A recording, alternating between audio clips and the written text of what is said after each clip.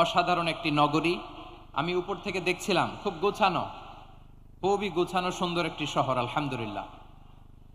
আর পাশেই আছে আপনাদের বিশাল সমুদ্র সৈকত, যেখান থেকে সূর্যোদয় সূর্যাস্ত একসাথে দেখা যায়, ঠিক কিনা বলেন?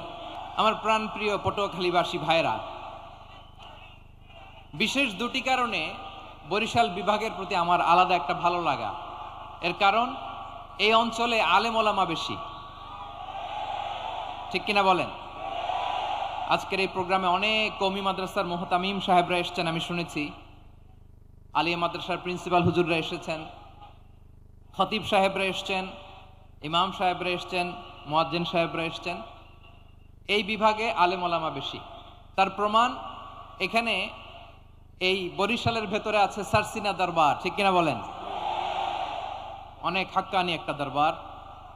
সারসিনার মরহুম পীর সাহেব হুজুরের খেদমত করেছি আমি অনেকবার, সুযোগ হয়েছিল আমার ছাত্র জামানায়।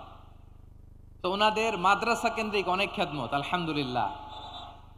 তারপর এই বিভাগে রয়েছে চরমোনাই দরবার, ঠিক কিনা বলেন?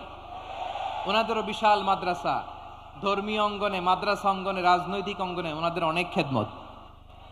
তারপরে এখানে আছে ঝালকাঠি এনএস কামিল মাদ্রাসা। আমরা কায়েদ সাহেব হুজুরের কথা শুনেছি, আল ইত্তেহাদ মা আল ইখতিলাফ, মতবিরোধের সাথে ঐক্য, অসাধারণ কথা। তো এই সমস্ত বড় বড় আল্লাহওয়ালাদের আগমন এই ভূখণ্ডে হওয়ার কারণে এখানে ধর্মীয় বিশৃঙ্খলা, মারামারি কম, আছে ঐক্য, ঠিক কিনা বলেন? বরিশাল বিভাগের প্রতি আমার বিশেষ ভালোবাসার এটা একটা কারণ। 2 নম্বর কারণ হচ্ছে, আমি ঢাকাতে যে মাদ্রাসায় পড়াশোনা করেছি, দারুন নাজাত সিদ্দিকিয়া কামিল মাদ্রাসা, আমার মাদ্রাসার শিক্ষক মন্ডলীর অধিকাংশ হচ্ছে এই বরিশালের, আলহামদুলিল্লাহ।